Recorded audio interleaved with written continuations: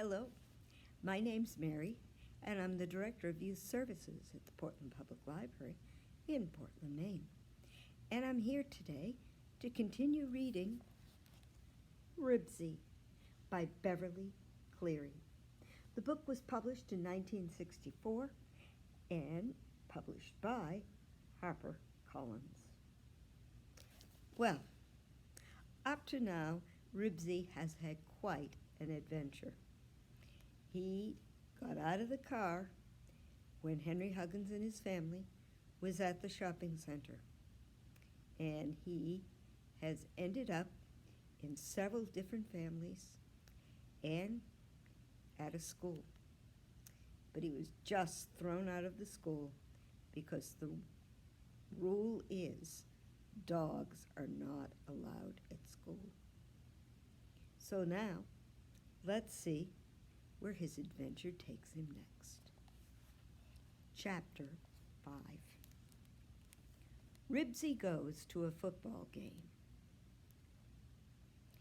Henry, I have an idea, said Mr. Huggins at breakfast one morning, about a week after he had discontinued the advertisement for Ribsy in the newspaper. This afternoon, I'll get off of work early, and we'll go down to the Humane Society and pick out another dog. I don't want another dog, said Henry. I want Ribsy, or nothing. Henry, be reasonable, said his mother. Ribsy's been gone almost a month. If we were going to find him, we would have found him by now. I am being reasonable, said Henry. I just want my dog is all. He's got to be someplace. He'll come home soon, and as soon as he can make it. I know he will. Maybe somebody has him tied up, and he's chewing on the rope right now. How would he feel when he made it home and found some other dog eating out of his dish?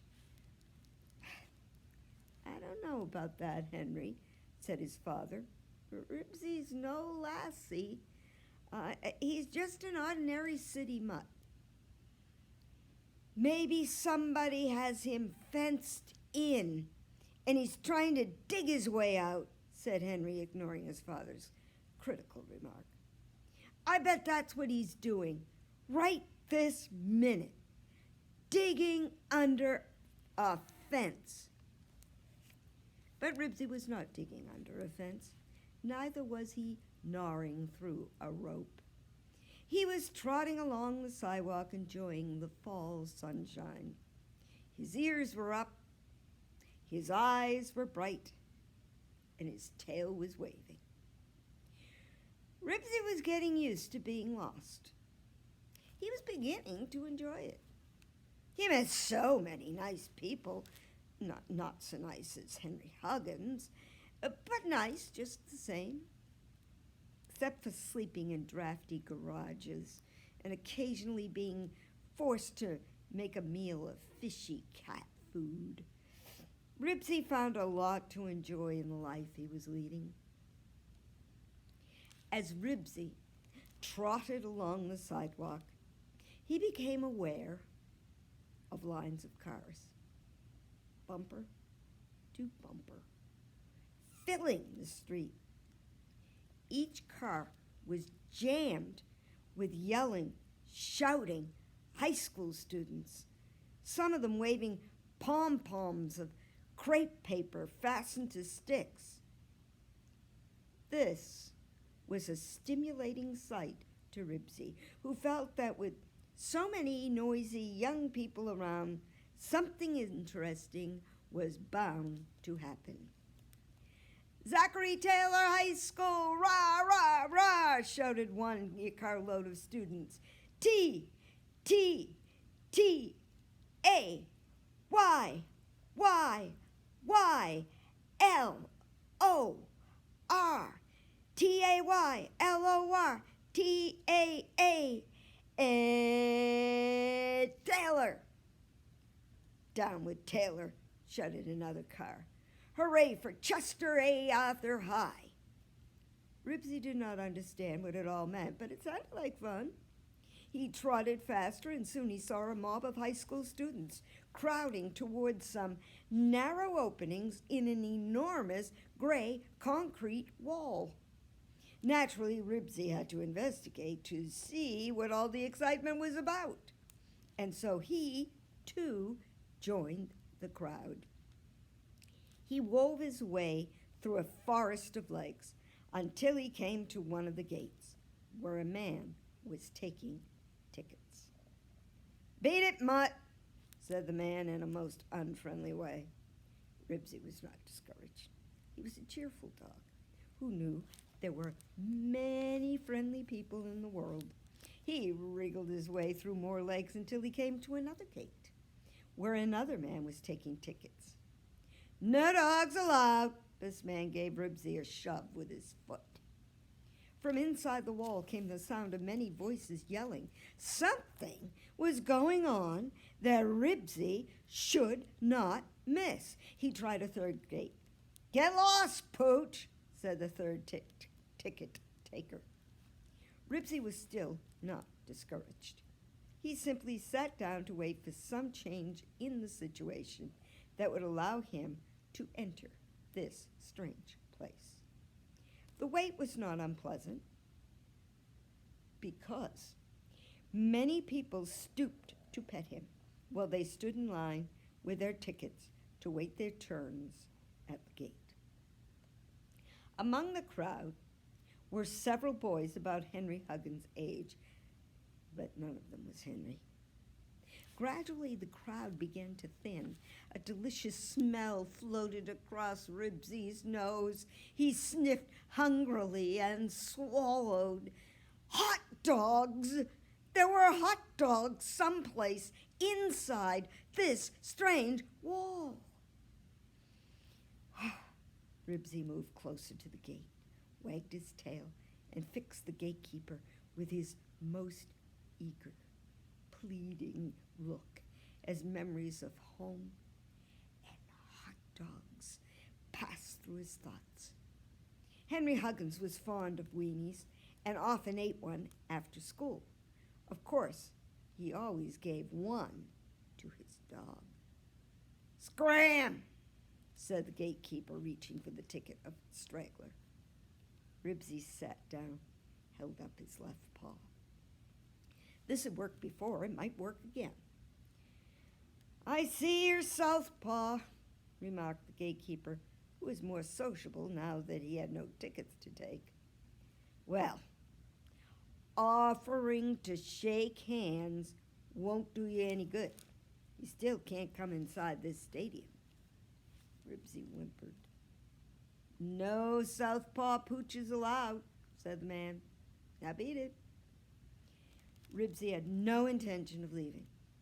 Some ancestor of his had waited patiently at a rat hole. He would wait patiently at this gate. He lay down with his nose on his paws and waited.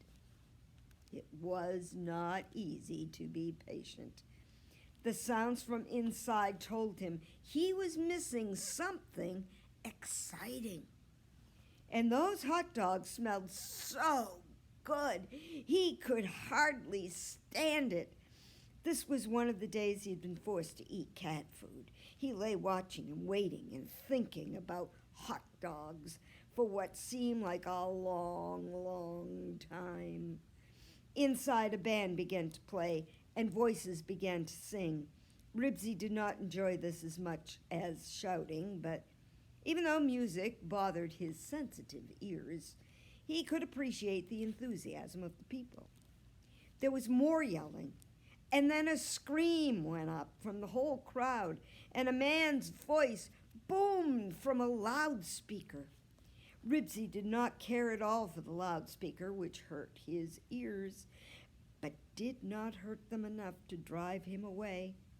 Hunger, curiosity, and the desire to be in on the excitement held him to his vigil at the gate.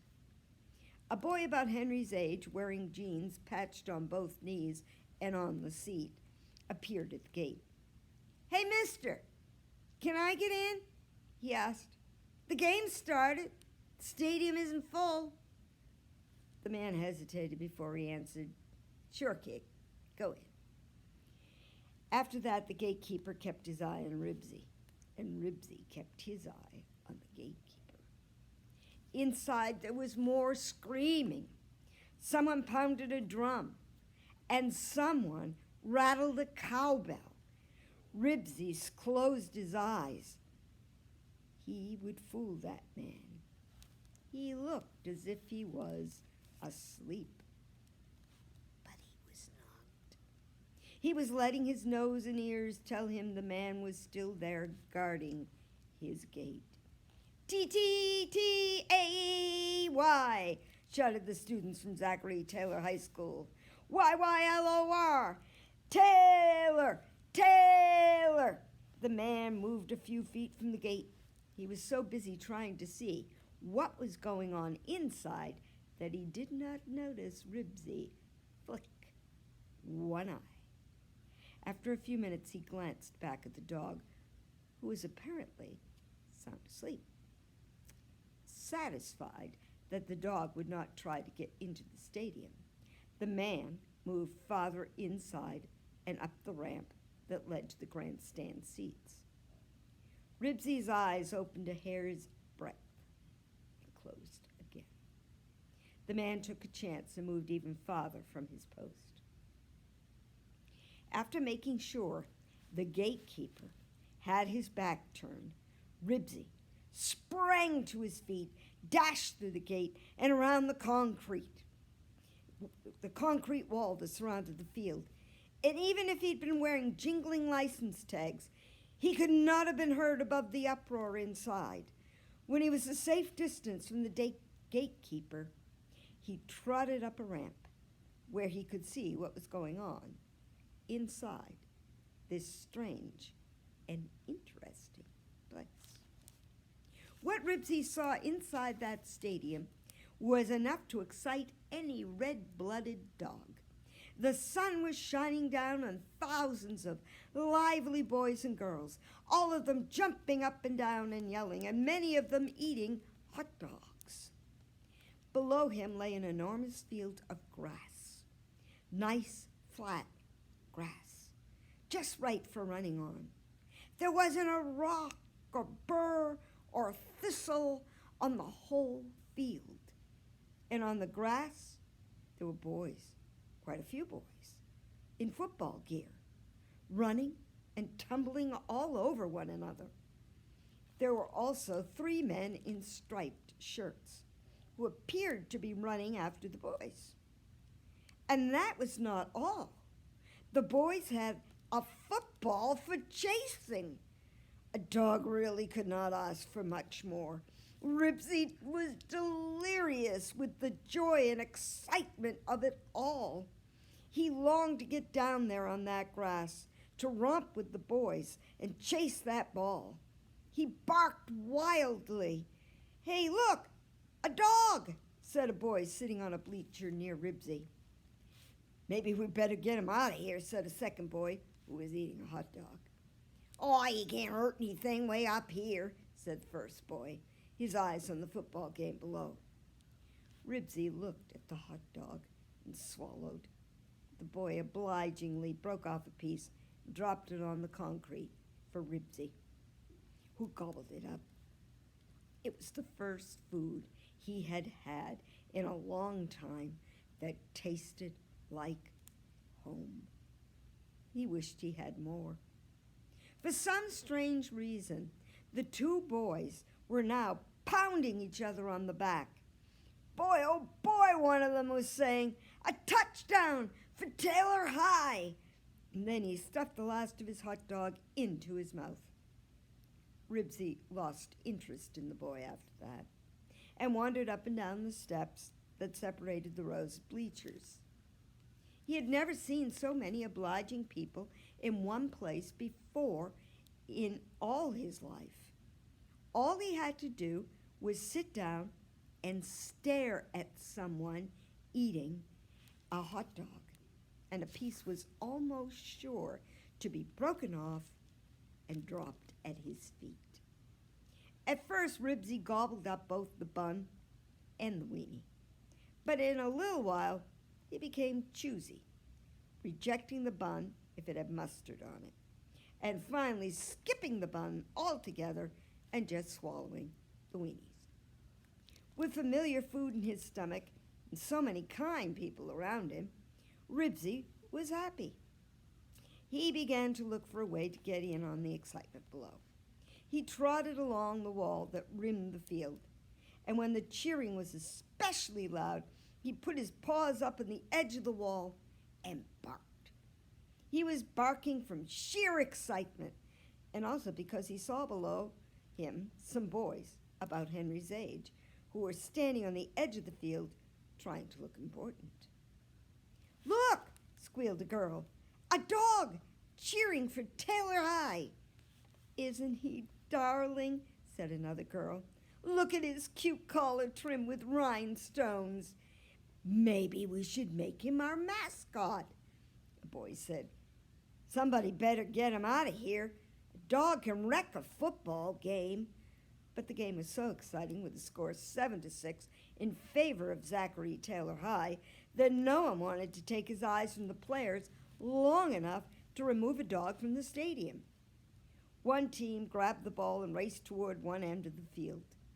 Before the boy who carried the ball was able to cross the line for a touchdown, the other team managed to capture the ball and went racing off to the opposite end of the field.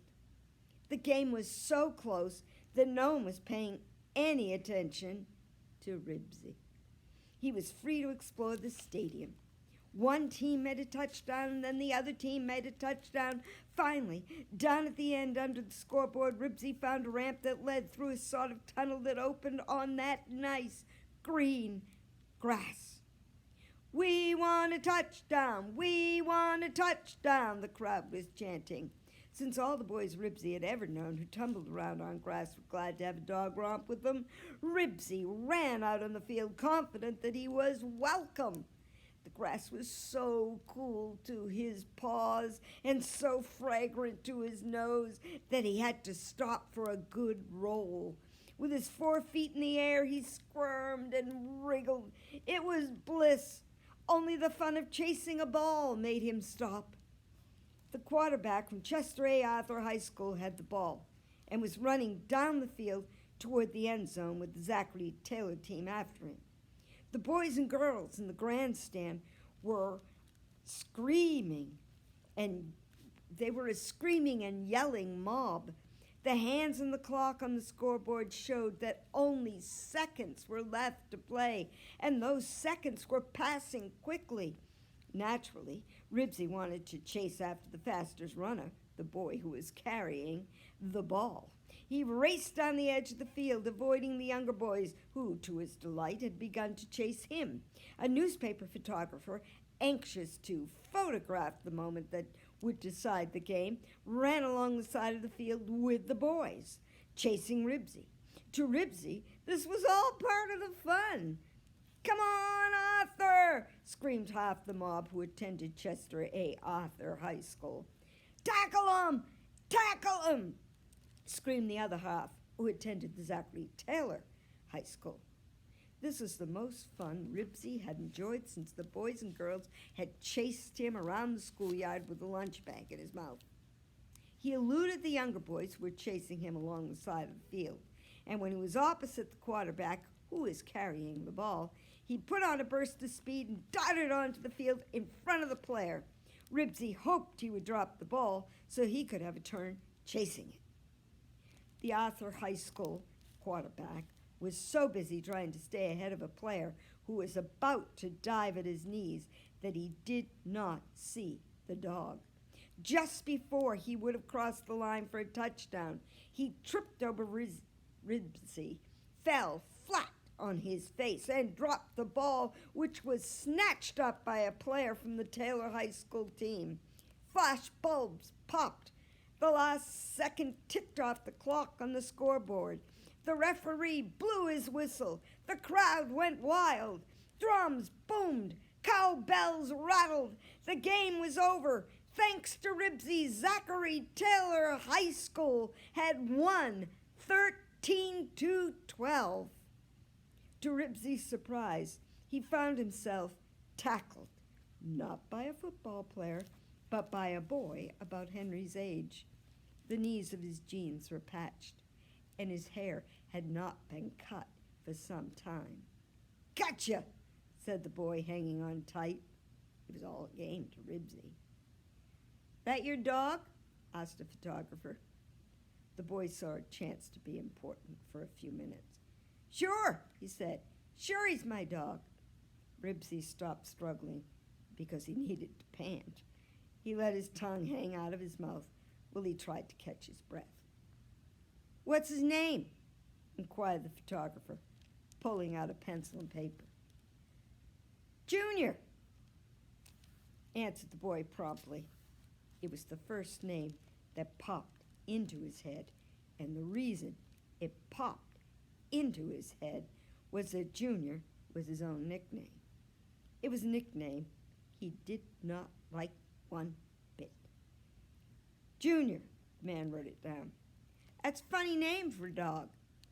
"He was named after his father," the boy answered quickly. "What's your name?" asked the photographer. "Joe Sailor," answered the boy, leaving off the junior on purpose. "Address?" He told where he lived, a street half a mile from the stadium. By now, the Zachary Taylor High School students were swarming around Joe Sailor to pet the dog that had helped to win the game. Under the circumstances, Joe was not going to put Ribsy down, not when everyone thought it was his dog who was the hero of the game. It began to seem to Joe that Ribsy really was his dog. As for Ribsy, he was enjoying the attention he was getting, and after all, Joe was a boy, and Ribsy liked boys. Joe carried Ribsy off the field. Every time he was about to put Ribsy down, someone said, "That's the dog that saved the game." Boys were satisfied to pet Ribsy, but girls were inclined to squeal and say, "Isn't he darling?" Some of them hugged him, and one girl went so far as to kiss him. Both Joe and Ribsy were having a good time. It was not until the crowd had thinned out that Joe released Ribsy. Joe then went up into the grandstand. Not having anything better to do, Ribsy tagged along. Joe walked along between the rows of seats looking for something, and Ribsy walked along too. Joe picked up a nickel and a penny, and several rows farther up the stadium he found a dime. Someone's hot dog change that had been dropped and had rolled away during the excitement of the game. Ribsy examined wads of wax paper that had been wrapped around hot dogs. It was getting dark before Joe found another nickel, and by that time the stadium was almost empty. "Only 21 cents, Joe remarked to Ribsy. "I do better at college games." When Joe left the stadium, Ribsy followed. It seemed almost like old times when he used to follow Henry. "Where are you going?" Joe asked Ribsy when he bent to examine the dog's collar under a streetlight. There was no license tag. Joe shrugged and started toward home. One of his shoes was untied, and his shoelace flopped as he walked. Ribsy did not have any place to go, so he went along too. When Joe came to an old house with a sagging porch and peeling paint, Ribsy followed him around to the back and right up the steps. Inside, someone was practicing on a piano. Plink, plonk, plonk, over and over. Joe groaned. "Mom's making Darlene practice," he muttered. Ribsy looked expectantly at the door, which he was sure would be open for him. A boy like Joe would not leave a dog out on the porch now that it was supper time. "Don't you have any place to go?" Joe asked Ribsy. Ribsy's answer to this was a short, eager bark. It turned out that Ribsy was right about Joe. The boy bent over and took off the red rhinestone-trimmed collar that old Mrs. Frawley had given Ribsy. He stuffed it into his pocket and said, "That's a sissy collar for a dog like you." Then he opened the door and said, "Come on in." Ribsy stepped onto the worn linoleum of the kitchen floor, and Joe closed the door behind him. And that's where we'll end Ribsy today.